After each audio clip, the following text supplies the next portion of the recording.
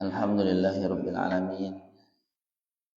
Wassalatu wassalamu ala nabiyyina Muhammadin wa ala alihi wa ashabihi ajma'in.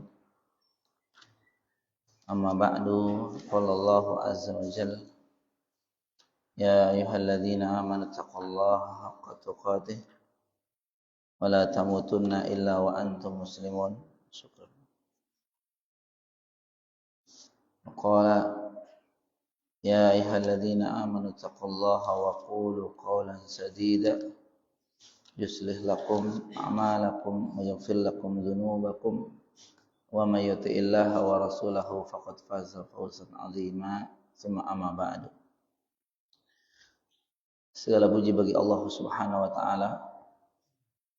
Alhamdulillah, pada pagi hari ini Allah Subhanahu wa taala berikan kemudahan kembali bersama-sama kita melaksanakan satu atau beberapa ibadah di pagi yang mulai ini, yakni ibadah yang wajib bagi kita sebagai hamba Allah Subhanahu wa taala, yakni melaksanakan ibadah salat subuh berjamaah. Melaksanakan salat subuh berjamaah. Yang mudah-mudahan ibadah di pagi yang mulai ini Allah Subhanahu wa taala terima amal ibadah kita, dan mudah-mudahan kelak menjadi penyelamat dan pemberat timbangan kebaikan kita di hari akhirat. Dan kemudian kita melanjutkan ibadah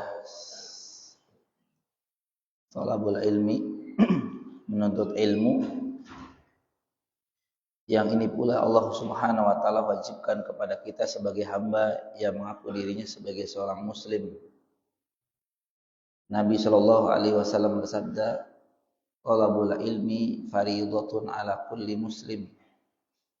Menuntut ilmu din adalah merupakan kewajiban bagi setiap diri hamba yang mengaku dirinya seorang muslim.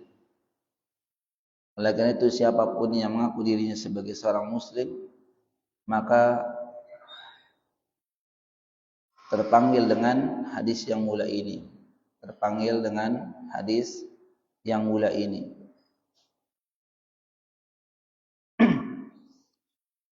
Dan ketahuilah, yang kita juga bersyukur kepada Allah Subhanahu wa taala, karena di pagi yang mulia ini Allah Subhanahu wa taala memberikan nikmat yang begitu banyak. Nikmat yang terbesar yang kita laksakan di pagi yang mulia ini adalah nikmat iman, nikmat Islam. Dua nikmat inilah yang Allah Subhanahu wa taala yang dengannya akan menjamin keselamatan hambanya. Di pagi yang mulia ini Allah mudahkan kita untuk melaksanakan ibadah, dan ini semata dari kemudahan dari Allah Subhanahu wa taala. Di mana mungkin dari sekian kaum muslimin di pagi yang mulia ini banyak yang berat untuk melaksanakan ibadah.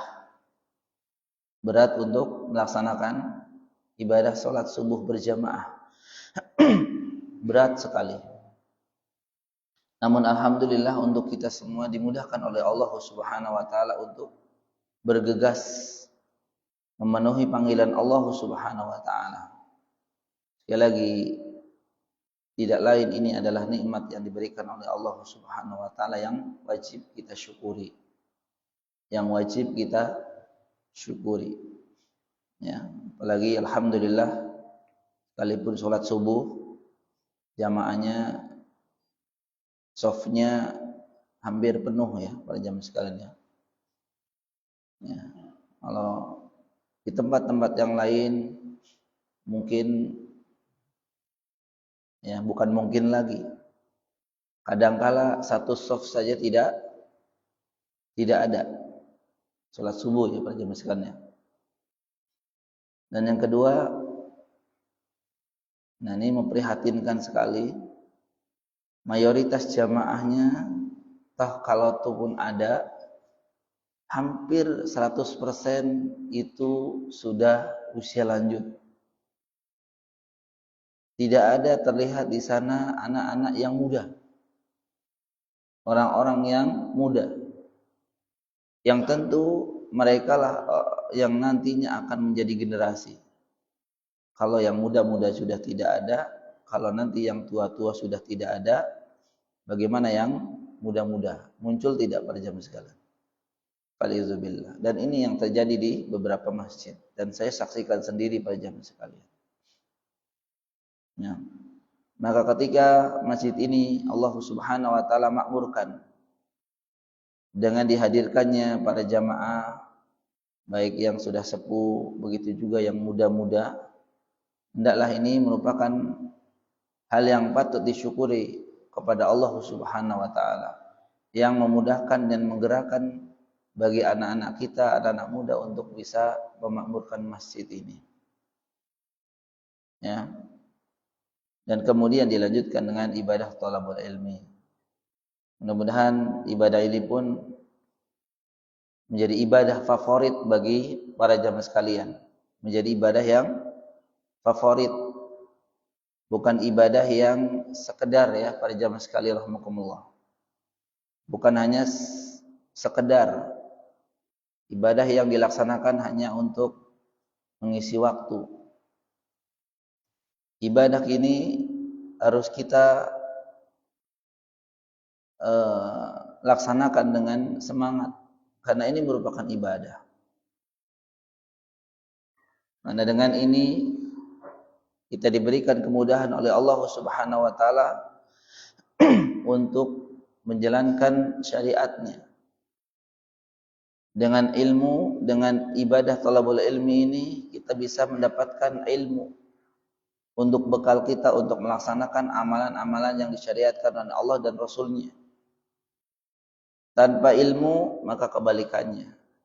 Kita akan susah untuk melaksanakan ibadah.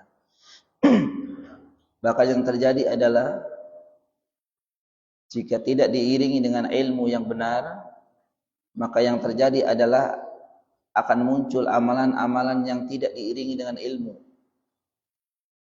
Subhanallah. Ya. Ada amalan-amalan yang muncul yang tidak diiringi dengan ilmu, yang dilaksanakan tanpa dengan ilmu, hanya dilaksanakan karena semangat. Ya. Tata cara amal ibadah tidak dilaksanakan dengan ilmu, yang banyak terjadi di masyarakat kita para jamaah sekalian rahimakumullah. Ya. Kita contohkan para jamaah sekalian rahimakumullah. Amalan-amalan yang muncul di khususnya di bulan-bulan ini adalah amalan-amalan yang tidak dicontohkan oleh Nabi Shallallahu Alaihi Wasallam dan begitu juga para sahabat. Bahkan mereka mencomot sadar tidak sadar mengambil contoh dari selain Islam, dan itu dijadikan syariat ya, seperti syariat Islam. Falizubillah. Ya. Dan ini harus diakui para jamaah sekalian rahimakumullah, agar kita terhindar dari hal-hal yang sifatnya sia-sia, bahkan mengundang dosa. Ya, di antaranya adalah yang mungkin sekarang sedang maraknya adalah perayaan-perayaan yang mungkin ada di masyarakat kita.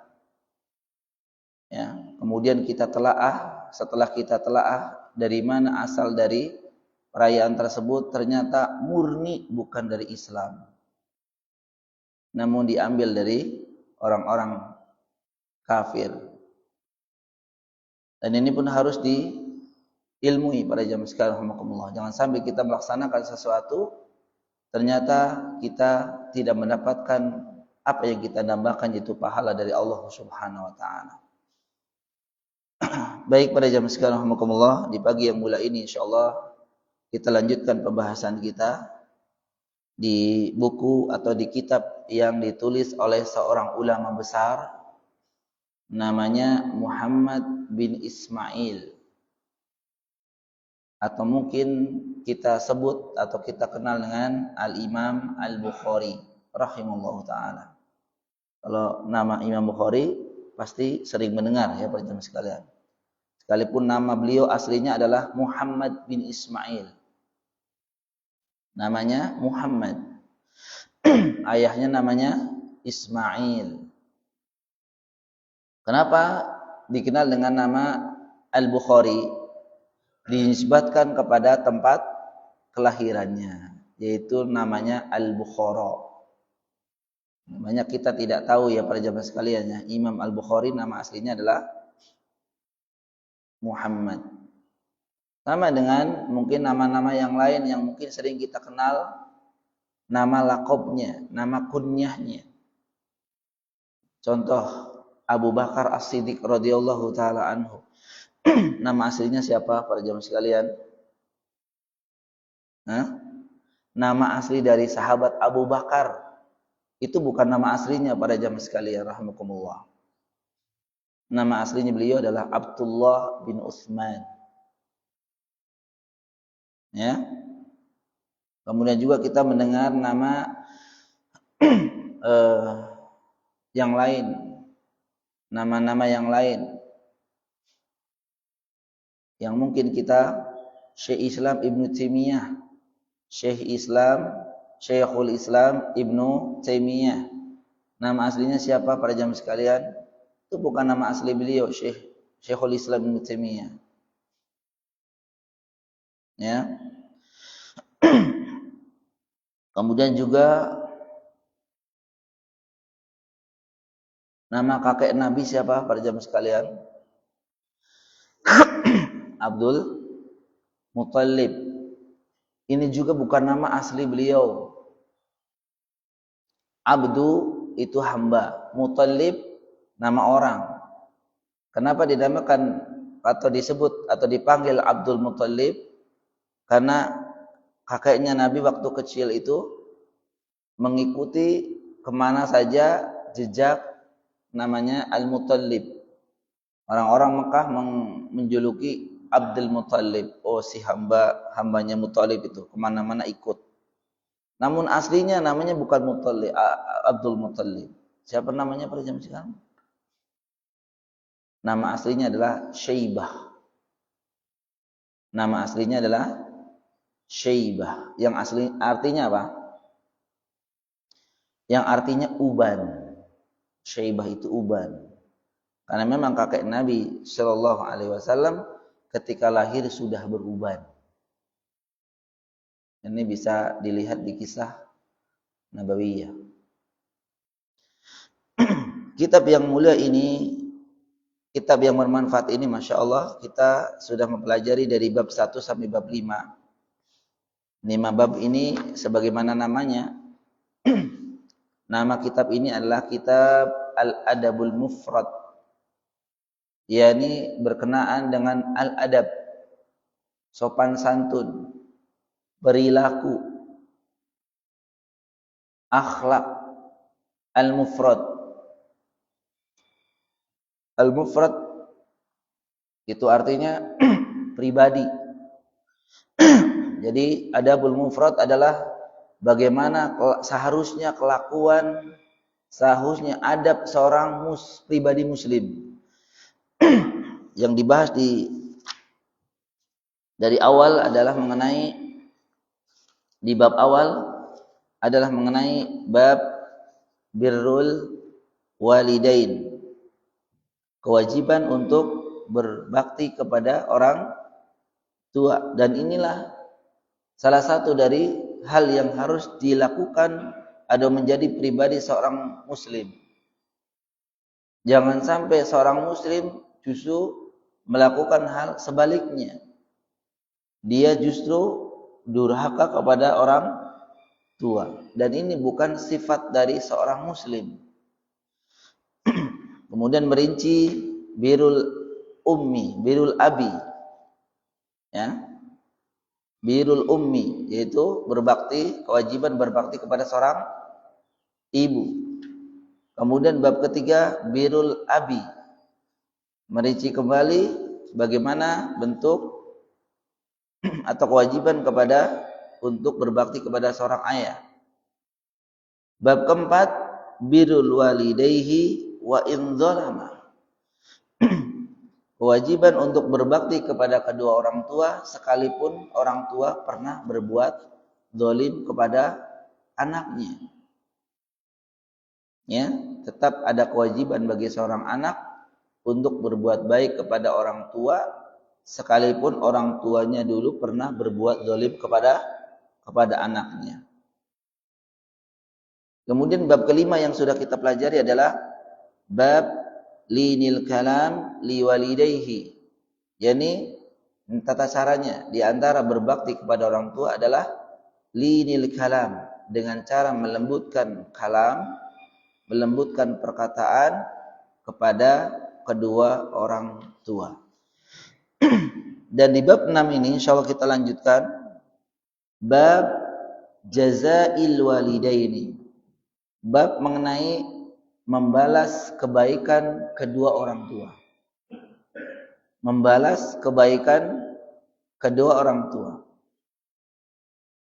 Sekalipun mungkin kita sekarang sudah menjadi orang tua, namun adanya kita ini karena sebab kedua orang tua kita. Sehingga walaupun kita sudah memiliki anak, bahkan mungkin lebih dari itu cucu atau cicit, namun kedudukan kita pada hakikatnya tetap seorang anak. Ya mungkin kedua orang tua kita sudah tidak ada, sudah tiada, sudah dipanggil oleh Allah Subhanahu wa taala. Sekalipun demikian, tapi tetap kita kedudukannya sebagai seorang anak. Ya. Yang pastinya keberhasilan kita pada hari ini itu atas doa dari kedua orang tua kita, atas dari perjuangan orang tua kita. Ya. Perjuangan mereka membesarkan kita, mendidik kita sampai dengan kita sekarang ini. Ada itu bagaimana cara atau kapan dikatakan seorang anak itu bisa membalas kebaikan orang tua? Maka di sini ada beberapa hadis.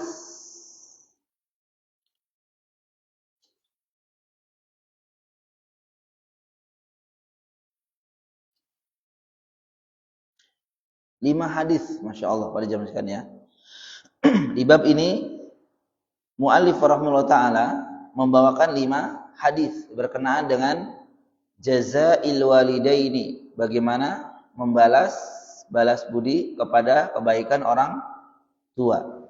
Dan apakah atau seperti apa dikatakan seorang anak itu sudah membalas kebaikan orang tua? Atau mungkin ini juga menjelaskan tentang begitu besarnya kebaikan kedua orang tua kepada kita yang tidak terhitung. Hadatsana Qabisah, telah berkata kepada kami Qabisah. Qala, dia berkata hadatsana Sufyan, telah berkata kepada kami Sufyan. An Suhail ibnu Abi Saleh, dari Suhail ibn Abi Saleh. An abihi, dari ayahnya. An Abi Hurairah, dari sahabat besar yaitu Abu Hurairah radhiyallahu taala anhu. Anin Nabi sallallahu alaihi wasallam, dari Nabi sallallahu alaihi wasallam qala, beliau sallallahu alaihi wasallam bersabda, la yajzi waladun walidahu, la yajzi waladun walidahu illa an yajidahu mamlukan fayashtariyahu fayu'tiqahu, atau kama qala sallallahu alaihi wasallam.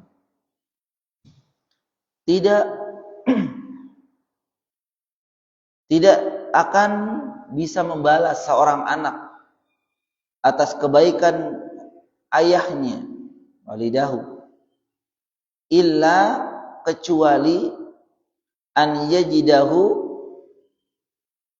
dia mendapatkan ayahnya itu mamlukan, ya, mamlukan itu budak, fayashtariyahu fayu'tiqahu, sampai dia membelinya dan memerdekakannya. Sekali lagi, tidak dikatakan seorang anak itu membalas kebaikan ayahnya sampai anaknya ketika mendapatkan ayahnya itu mamlukan, dia seorang budak, kemudian lantas membelinya dan memerdekakannya. Jadi kalau dia mendapatkan, seorang anak mendapatkan ayahnya itu budak, dan ini ada pada zaman dulu, ada seperti itu pada zaman sekalian. Ya, jadi perbudakan dulu itu masih banyak.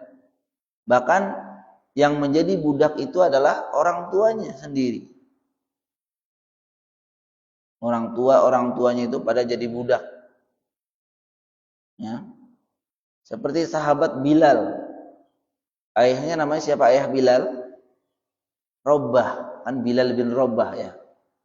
Robah itu ayahnya Bilal seorang budak. Seorang budak. Bahkan ada beberapa ulama yang mereka orang tuanya atau nenek moyang itu seorang budak. Tadi Bilal. Kemudian salah satu dari empat imam mazhab. Siapa saja pada zaman sekalian? Imam Abu Hanifah, Imam Malik, Imam Syafi'i, dan Imam Ahmad. Salah satu dari empat khalifah ini, empat imam ini, itu keturunan budak. Siapa pada zaman sekarang? Siapa? Imam Abu Hanifah rahimahullah ta'ala. Itu adalah keturunan budak. Masya Allah ya. Keturunan budak jadi ulama besar pada hari ini masih diambil referensinya. Kemudian juga seorang ulama besar pada zamannya adalah Hasan Al-Basri. Pernah dengar ya? Atau sering dengar ya pada zaman sekarang? Hasan Al-Basri rahimahullah ta'ala. Beliau juga keturunan budak. Intinya adalah pada zaman dulu itu perbudakan banyak. Ya. Nabi SAW sekali lagi menjelaskan, la yajzi. Nabi mengatakan la yajzi, ay la yukafi'uhu bil ihsan ilaihi wa ada'i haqqihi, atau wa ada'i haqqihi. Yang dimaksud dengan la yajzi, tidak dikatakan bisa membalas, atau tidak, atau belum dikatakan membalas. Yang dimaksud dengan belum dikatakan membalas adalah la yukafi'uhu bil ihsan, tidak bisa memberikan balasan atas kebaikannya. Wa ada'i haqqahu, tidak bisa menunaikan, belum bisa dikatakan telah menunaikan hak-hak orang tua. Ya, la yajzi, tidak dikatakan si anak ini telah membalas kebaikan orang tua, atau tidak dikatakan si anak ini telah menjalankan hak-hak orang tua, illa, kecuali an yajidahu mamlukan, seorang anak ini mendapatkan ayahnya itu seorang budak, fayashtariyahu, dan kemudian dia bergegas untuk membelinya. Karena memang kalau budak itu kedudukannya seperti barang. Seperti barang pada zaman sekalian. Bisa dibeli, bisa dijual budak itu. Dan itu diperjualbelikan di pasar. Banyak. Ada yang harganya berapa dirham. Ada yang harganya sampai yang mahal. Jadi budak itu udah kayak HP pada zaman ya. Udah kayak dibuang, dijual, beli. Itu budak dulu pada zaman sekalian. Ada yang murah? Ada. Nah buktinya, saya melenceng sedikit ya. Ada orang tua, seorang ayah kalau tidak salah, itu datang kepada Umar bin Khattab radhiyallahu taala anhu mengadukan anaknya itu tidak berbakti. Anaknya itu sering mencemooh orang tuanya, mencaci orang tuanya, menghina orang tuanya, perkataannya kasar kepada orang tuanya. Makanya bapaknya itu datang pada Umar bin Khattab radhiyallahu taala anhu mengadukan anaknya itu seperti itu. Yang pada akhirnya anaknya dipanggil oleh Umar dan dimarahi, bla bla bla bla bla. Ketika dimarahi, anaknya, si anak ini tadi bilang, "Wahai Umar, saya ingin bertanya kepada Anda, Amirul Mukminin, bukankah seorang ayah itu memiliki hak kepada anaknya? Begitu juga anak memiliki hak kepada orang tua?" Maka Umar mengatakan, tentu anak juga memiliki hak kepada orang tua. Artinya orang tua kewajiban kepada anak. Maka si anak ini mengatakan, apa saja ya Amirul Mukminin? Apa saja hak pada anak-anak itu? Atau kewajiban orang tua kepada anak? Satu, kata Amirul Mukminin. Satu, memberi nama yang baik. Memberi nama yang baik. Jadi orang tua wajib atau ini hak anak kepada orang tua memberi nama yang baik. Yang kedua, mencarikan ibu yang baik. Mencarikan ibu yang baik. Kemudian yang ketiga, mengajari Al-Quran kepada anak. Nah, ini 3 hak anak kepada orang tua. Satu apa pada jam sekian? Memberi nama yang baik. Yang kedua, memilihkan ibu yang baik. Yang ketiga, mengajari Al-Quran. Maka anak mengatakan, 3-tiganya ini tidak dilakukan oleh orang tua kepada saya. Oh, satu, menamai dengan nama yang baik. Ya, ternyata dia dinamai dengan nama, saya lupa namanya, tapi artinya adalah kumbang yang jelek yang sering hinggap di makanan atau di kotoran. Jadi namanya ya, kalau nggak salah Ju'la kalau nggak salah ya. Itu artinya itu kumbang yang jelek yang sering hinggap di kotoran. Artinya seperti itu. Nah, ini jangan sampai juga kita menamai anak dengan nama-nama yang jelek ya pada zaman sekarang ya. Namain yang bagus. Karena kalau dipanggil menjadi doa kan?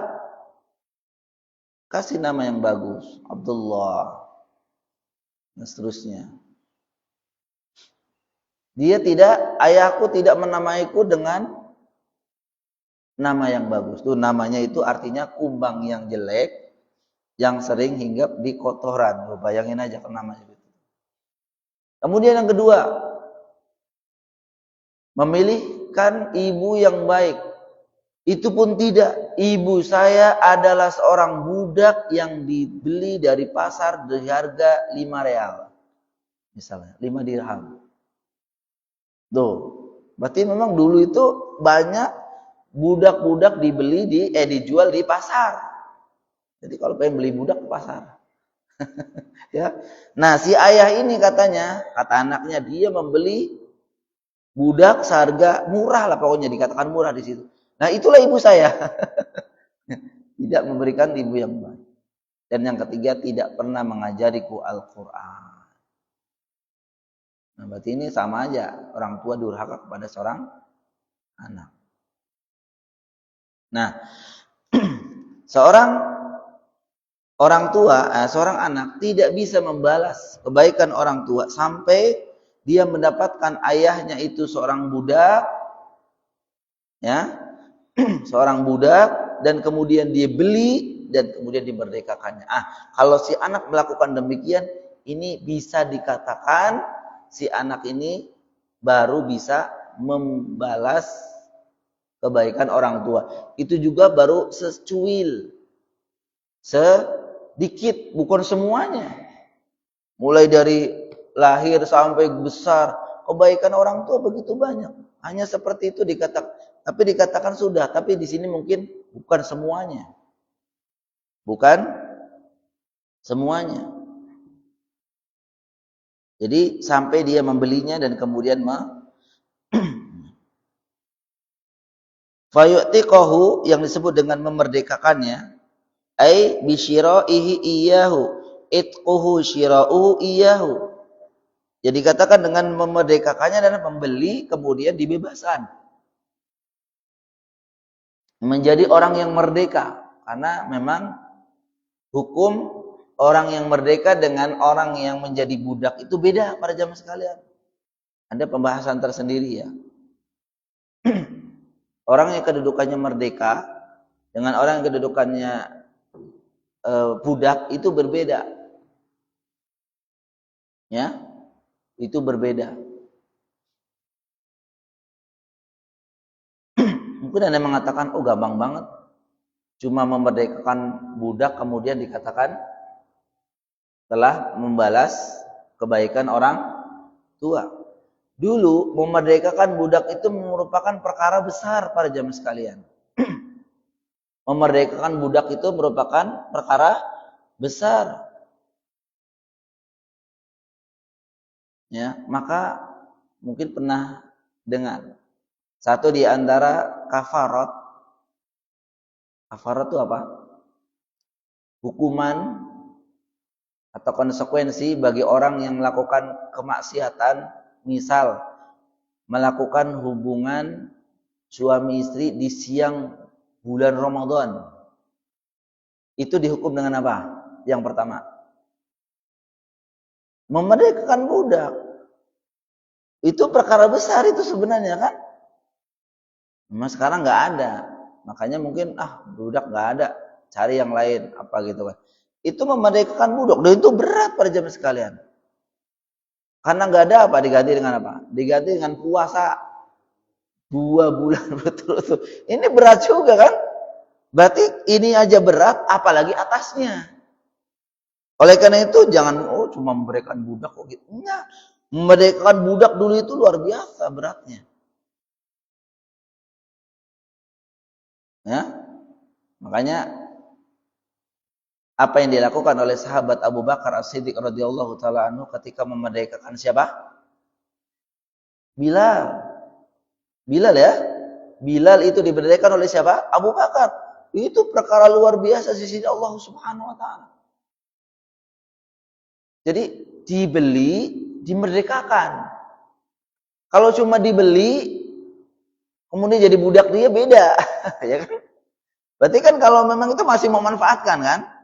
Dibeli, dimanfaatin. Kalau ini dibeli, merdeka. Berarti mengeluarkan harta begitu banyak untuk memerdekakan seorang budak dengan tujuan adalah untuk memerdekakan, bukan untuk dibeli, dimiliki, bukan. Ibarat teman-teman beli HP harganya 10 juta, kasihin ke orang. Beda orang beli HP 10 juta tapi dipakai sendiri. Bapak yang dilakukan mana? Pakai sendiri apa ke si orang? Sendiri. Ya, berarti lebih besar lagi adalah udah beli, harganya mahal, kasihin orang. Luar biasa. Ini juga. Makanya memang membeli budak kemudian dimerdekakan itu merupakan perkara besar. Nah, jika itu dilakukan oleh seorang anak, bahkan budaknya adalah salah satu dari orang tuanya, ayahnya atau ibunya, kemudian dibeli dan kemudian itu merupakan perkara besar para jamaah sekalian. Ya, merupakan perkara besar. Oleh itu para jamaah sekalian rahimakumullah, ini hadis yang mulai ini bisa kita ambil ibrah, ambil pelajaran. Syira'ul walidi wajibun 'alal waladi al-mustati'i hatta yu'taqa. Adalah merupakan kewajiban seorang anak untuk memerdekakan ayahnya atau orang tuanya ketika ia menjadi menjadi budak dengan cara membelinya, ya, dengan cara yang membelinya. Dan kewajiban ini bagi anak-anak yang mampu. Nah, dulu kan mungkin tadi saya sampaikan itu merupakan perkara besar. qadarullah anaknya tidak mampu. Anaknya belum mampu untuk membeli budak, apalagi ayahnya. Tapi ini merupakan kewajiban, misalkan mendapatkan ayahnya itu seorang budak, maka kewajiban seorang anak itu untuk berjuang membeli ayahnya ini dari budak, ya jadi menjadi budak, kemudian dimerdekakan. Wajib bagi seorang anak. Nah, ini ibrah bagi yang pertama. Nah, walaupun mungkin sekarang kalau kita bilang udah nggak ada budak, gimana Ustaz? Ya bisa dinisbatkan bagaimana wajib seorang anak yang mampu untuk memberikan atau berbakti kepada orang tua. Berbuat baik kepada orang tua. Wallahi demi Allah para jamaah sekalian, orang tua itu merupakan pintu surga bagi anak-anaknya. Ya, pintu surga bagi anak-anaknya. Maka ada sebuah cerita ya, mungkin Bapak pernah dengar. Ada yang cerita adalah seorang dokter. Ada datang pasien. Ya. Pasien ini masih muda. Kemudian bersama ibunya, bersama seorang wanita yang udah tua dan gila. Tua dan gila. Oh. Iya. Kemudian sang dokter bertanya, "Ini siapa?" "Ini ibu saya." "Ini ibu saya," katanya. Ingin berobat. Yang namanya gila gimana kan? Dia enggak kenal. Dia mengatakan, "Ini ibumu." "Iya." "Kenapa kamu kok mau ya berbakti kepadanya?" Dengan dia tidak tahu itu kamu itu anaknya. Nah, gilanya. Apa kata si anak ini? "Iya, memang ibuku tidak tahu saya anaknya, tapi Allah tahu bahwa aku itu anaknya ini." Masya Allah. Kemudian pasien ini, dua orang itu keluar dari ruangan, dan kemudian dokter itu menutup pintu dan menguncinya dan menangis. Menangis sejadi-jadinya dan mengatakan apa? "Selama ini saya mendapatkan pelajaran tentang birrul walidain. Pelajaran-pelajaran dari para masyayikh, para ustadz. Namun baru hari ini saya mendapatkan praktek dari birrul walidain." Seorang anak bersama seorang ibu, yang itu adalah ibundanya, yang dalam keadaan udah sepuh dan gila. Tapi anak ini mengatakan ketika ditanya, "Bukankah dia tidak tahu kamu anaknya?" Dia mengatakan, "Memang ibuku tidak tahu saya itu anaknya dia. Tapi Allah tahu bahwa aku adalah anaknya." Makanya berbakti tetap. Dikasih makan, gak mau, malah mukul anaknya. Disuapin lagi, malah mukul anaknya. Anak gak tahu. Kalau ini kan gak mungkin kayak gitu kan Pak Jam sekalian. Itu dipukul anaknya, kepalanya, lehernya, badannya dipukul sama ibunya. Tapi si anak tetap memberikan nyuapin ibunya. Masya Allah, luar biasa para jam sekalian. Oleh itu syira'ul walid wajibun 'alal waladil mustati' hatta yu'taq. Seorang anak yang mampu wajib untuk melakukan itu, membeli budak, ya budaknya seorang ayah misalkan atau ibunya, sampai dia dimerdekakan, wajib. Wal waladu la yuaddi hatta walidihil mamluki illa an yutiqahu bi syira'ihi. Dan seorang anak tidak bisa menjalankan hak ayahnya, ya, menjalankan hak ayahnya, kecuali dia mendapatkan ayahnya itu seorang budak sampai dia membelinya dan kemudian memerdekakannya. Jadi begitu besar hak orang tua kepada kita anak-anaknya pada zaman sekalian. Ya. Kemudian ibrah yang kedua, pelajaran yang kedua, al-'itqu yahsulu bi majarradil milkil aqarib. Atau disebutkan idzamu haqqil al-walidaini fil Islam. Begitu besarnya hak kedua orang tua dalam Islam. Ya, tadi disebutkan di awal sebenarnya. Begitu besarnya, ini menunjukkan begitu besarnya hak orang tua terhadap anak-anaknya dalam Islam. Dan ini kita bisa analogikan, kalau toh memang pada hari ini tidak ada perbudakan, tidak ada perbudakannya, maka untuk kewajiban kepada orang tua yang mirip dengan itu apa?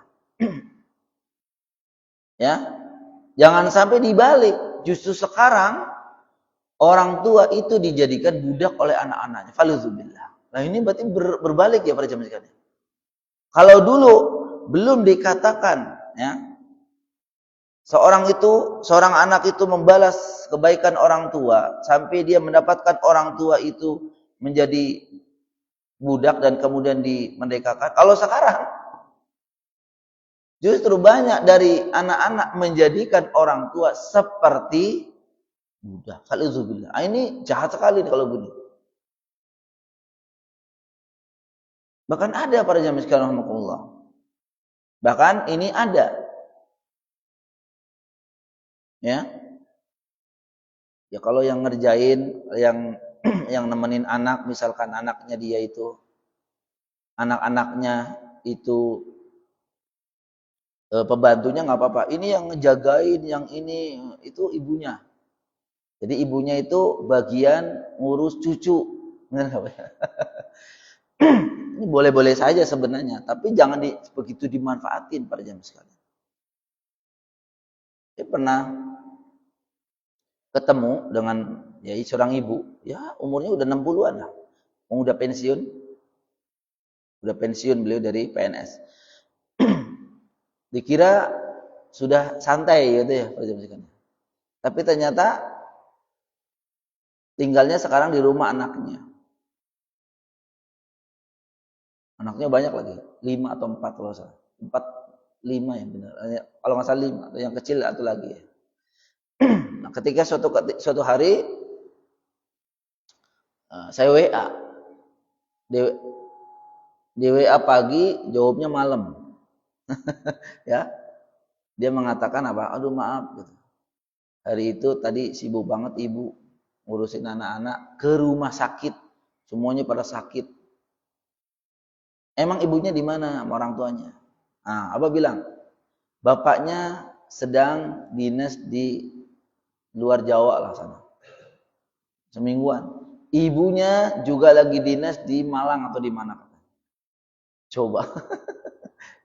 Ibunya itu justru ngurusin cucu-cucunya. Kalau satu, ini 5. Aduh, ini ada yang salah kalau begini sepertinya. Ya, justru ibunya yang seharusnya dilayani, dibaiki, justru dipekerjakan. Falillah. Walaupun mungkin seorang orang tua mungkin ya yang kayak gitu tetap mau ya pada jam sekalian. Namanya ngurus cucu ya. Tapi dari sisi lain, ya ridho atau tidak ridho itu sesuatu yang mungkin sedikit ada kesalahan. Ya tidak semuanya sih memang namanya orang tua ngurus cucu ya nggak apa-apa kan. Ya, tapi ila bi uzrin, kalau memang uzurnya syar'i. Ya memang mudah-mudahan ini syar'i karena ayah ibunya pekerja. Tapi kalau pekerja sampai enggak pulang semingguan gitu, dua-duanya lagi. Terus anaknya bagaimana ini? Pendidikannya. Makanya jangan salahkan ketika nanti orang-orang seperti ini tuh anak-anaknya nanti berbeda sifat dan sikap. Ya. Berbeda sifat dan sikap. Ya, apalagi harta nafkah yang diberikan kepada anak-anaknya itu dari harta yang subhat, dari harta yang haram. Itu bisa juga mempengaruhi karakter anak. Ya, karakter anaknya jadi brutal, jadi ya, sering menghadik orang tua dan seterusnya. Ini tidak jauh dari nafkah dari orang tua. Bahkan nafkah atau rizki atau harta yang kita makan itu bisa berpengaruh terhadap kesehatan kita pada jam sekalian. Ada seorang dokter kedatangan pasien. Dan kemudian pasien ini mengatakan apa? Saya itu anaknya pejabat A. Ya, anaknya pejabat A. Jadi mungkin ingin didahulukan. Ya, benar, didahulukan. Ketika diperiksa, itu hampir penyakitnya adalah penyakit yang ganas. Nah, ini ibrah bagi kita para jamaah sekalian rahimakumullah. Kita menikmati harta yang haram, siap-siap tubuh kita juga akan terkena akibatnya. Kita tidak menuduh orang-orang yang penyakitnya A, B, C itu kan orang-orang pejabat, orang-orang yang banyak uang, beruang itu penyakitnya ganas. Bisa dari situ juga. Bisa dari situ juga para jamaah sekalian. Bukan hanya olahraga iya, banyak olahraga. Tapi kalau yang dikonsumsi dari hal-hal yang haram, dirinya, anak-anaknya, istrinya kena semuanya. Masya Allah, para jamaah sekalian rahimakumullah. Oleh itu jauhkan dari hal-hal yang subhat atau yang haram. Ini hadis yang pertama para jamaah sekalian yang kita bisa sampaikan. Hadisnya ada 5. Jadi yang kedua, yang ketiga dan seterusnya kita akan lanjutkan. Masih bab mengenai jazail walidaini. Membalas kebaikan orang tua. Apakah orang tua itu kebaikannya bisa dibalas? Atau seperti apa? Dan seterusnya kita akan jelaskan di pekan atau di bulan akan datang insyaallah ya ta'ala ya. Di bulan akan datang insyaallah masih bisa ya. Kalau di November nanti saya izin libur ya. Nah insyaallah saya juga akan mendampingi jamaah umrah kembali ke tanah haram. Baik, sampai di sini para jamaah sekalian, mudah-mudahan apa yang disampaikan bermanfaat terutama bagi yang menyampaikan.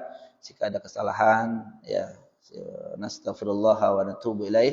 Saya memohon ampun dan bertobat kepada Allah Subhanahu wa taala dan mudah-mudahan diberi petunjuk dengan kebaikan. Amin ya rabbal alamin. Kita akhiri pertemuan di pagi hari ini dengan doa penutup majelis. Subhanakallahumma wa bihamdika asyhadu an la ilaha illa anta astaghfiruka wa atubu ilaik. Assalamualaikum warahmatullahi wabarakatuh.